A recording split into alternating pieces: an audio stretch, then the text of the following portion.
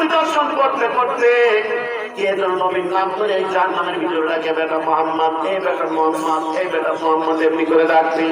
নবী আমার ডান দিকে তাকায় কেউ নাই, কি এখানে ডাকছে, আমার তো পরিচিত কেউ নাই, অথচ বেটা মোহাম্মদ করে ডাক দেয়। ডানে তাকায় কেউ নাই, বামে তাকায় কেউ নাই, সামনে তাকায় কেউ নাই, পিছন দিকে তাকায় দেখে নবীর আপন চাচা আবু তালেব জাহান্নামের ভিতরে। জোরে বলেন নাউজুবিল্লাহ।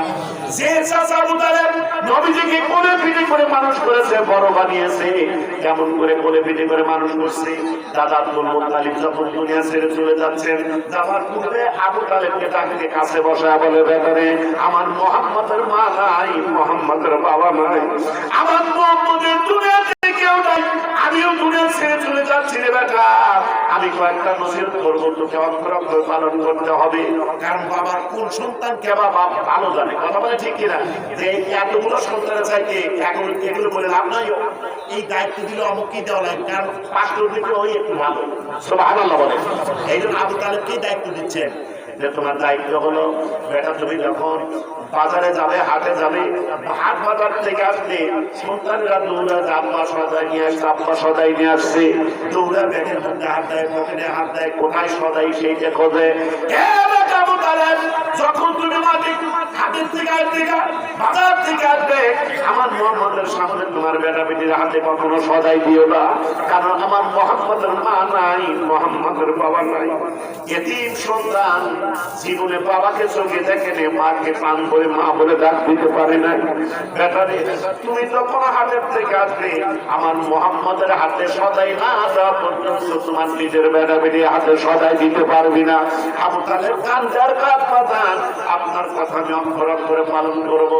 2 নম্বর নসিহত তোমার জন্য বেটা, তুমি যখন ওই খানা খাইতে বলবে, আমার মুহাম্মদকে দূরে বসায়, তোমার নিজের বেটাকে সামনে কাছে বসায় না। আমার মুহাম্মদের সামনে, আমার মুহাম্মদের সামনে সন্তানকে কাছে বসা, আগে সন্তানকে খাবার মুখে তুলে দিও না।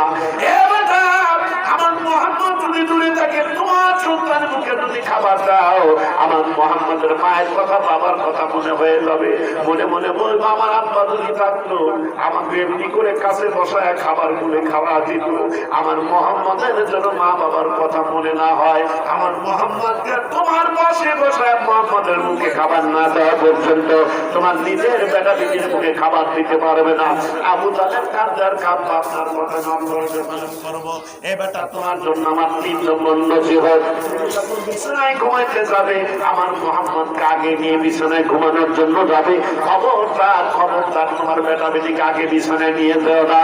আমার মুহাম্মদকে রেখে তোমার বেটাকে নিয়ে বিছানায় যদি যাও, তোমার বেটা ওই বিছানায় যাওয়ার পরে কাঁদবে, আর মুহাম্মদ বলবে, আমার বাবা যদি থাকতো, আমাকে আদর করে বিছানায় শোয়ায় ঘুম পাড়ানোর গান শোনায় দিত। আমার মুহাম্মদকে বিছানায় নিয়ে গান শোনা পর্যন্ত, ঘুম পাড়ানোর গান শোনায় তাকে না ঘুমানো পর্যন্ত তোমার নিজের বেটা বেটিকে বিছানায় ঘুমাইতে পারবে না। আবু তালেব অক্ষরাক্ষরের কথাগুলো পালন করবো, একটা কথাও অমান্য করে নাই। আবু তালেব অক্ষরাক্ষরের কথাগুলো পালন করেছে। জোরে কোন সুবহানাল্লাহ। অনেক কথা শুনে আমার আলোচনার সুযোগ নাই, এই জন্য আবু তালেবকে জাহান্নামের মধ্যে দেখে নবীর মনে কষ্ট জেগে গেছে। নবীর চাচাকে দেখে বলে, চাচা আপনার মৃত্যুর সময় কানের সাথে মুখ লাগে আমি বলেছিলাম, চাচা দুনিয়ার কোন মানুষকে সাক্ষী করার দরকার নাই, কাউকে সাক্ষী রাখার দরকার নেই, শুধু একবারের জন্য আমার কানের সঙ্গে মুখ লাগে একবার কলমা করেন। আল্লাহ নবী বলেছেন, মান ক্বালা লা ইলাহা ইল্লাল্লাহু ফাদাখালাল জান্নাত।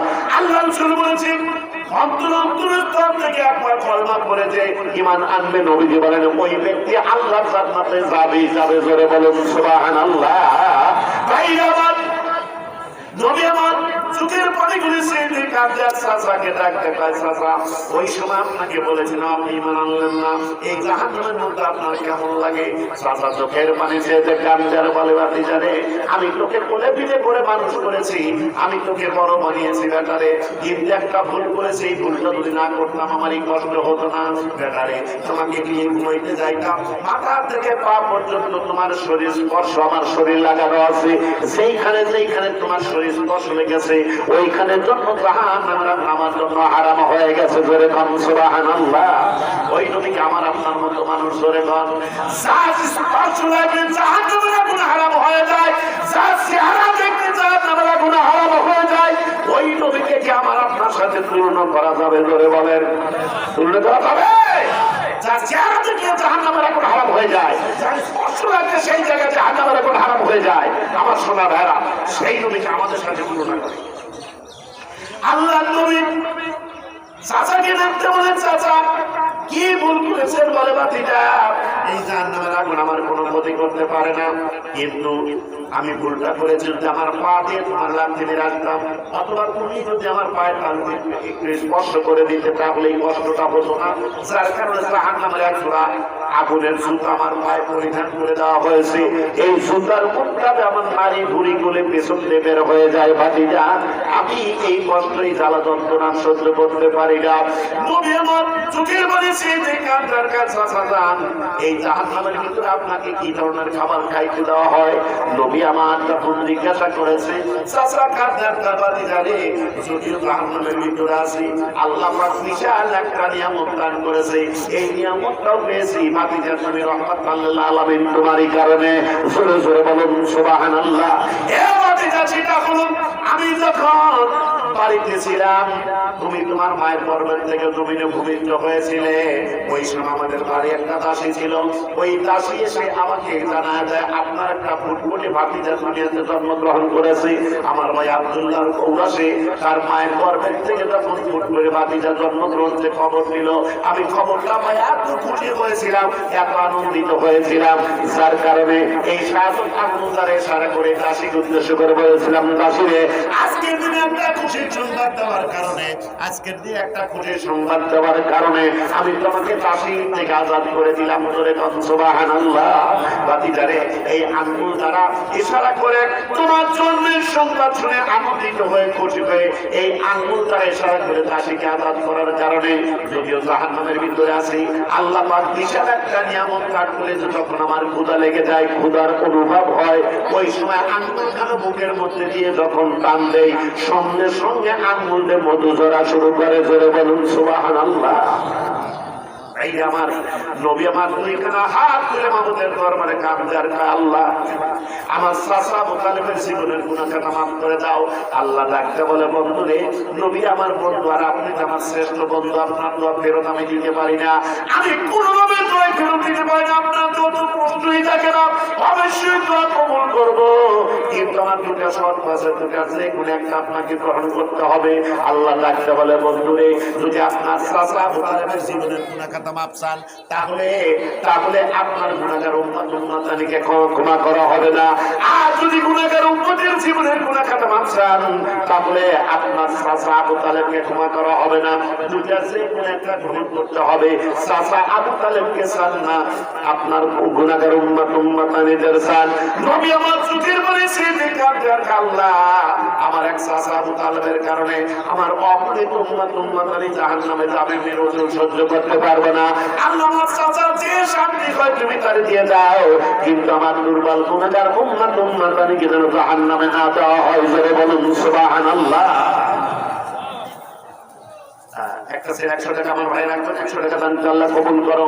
একটু ভালো করে শুনুন আমার ভাইরা, এমনি করে যখন নবী আমার কান্দে আত্রাসার জন্য দোয়া চায়, আল্লাহ বলেন তাহলে আপনি বেছে নেন কোনটা নেবেন। বলেন গুনাহগার উম্মতকে যেন জাহান্নামে না দেওয়া হয়। ওখানে নবীজি মেরাজে গিয়ে উম্মতের কথা বলেন নাই, সুবহানাল্লাহ বলেন। নবী দুনিয়া ছেড়ে চলে যাচ্ছেন, সময় হুট সময় বাহুল, জ্ঞান হারা জায়গা ফিরে আসে। এমত অবস্থায় নবীর ওই সময় জ্ঞান ছিল। আল্লাহ নবীর পাশে তারা ফাতেমা রাদিয়াল্লাহু তাআলা কান্নাকাটি করছে।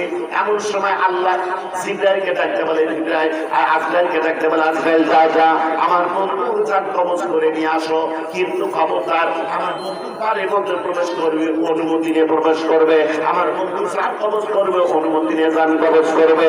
আজরাইল সাল্লাম আল্লাহ নবীর বাড়ি গেটে এসে যখন কারাগার করেছে, নবীর ওই সময় জ্ঞান ছিল। ফাতেমা রাদিয়াল্লাহু তাআলা নবীর পাশে তারা কান্নাকাটি করছে। ডাকতে বলে, মা দেখো তো কে গেটে দরজায় করাঘাত করলো। আল্লাহ নবীর কাছে ফাতেমা রাদিয়াল্লাহু তাআলা চোখের পানি মুছতে মুছতে গেটখানা খোলার জন্য গেল, গেটখানা খুলে দিলেন, খুলে দেখে এত বড় বিশাল মানুষ গেটের সামনে দাঁড়া আছে, যার মাথা কার আসমানে চোখ পাখানা জমি, এত বড় বিশাল মানুষ দাঁড়া আছে। ফাতেমা রাদিয়াল্লাহু তাআলা হাত করে কাঁপতে কাঁপতে আমার ভাই আবার গেটখানা লাগা দিয়ে আবার পিছন দিকে হেঁটে আসে নবীর পাশে তারা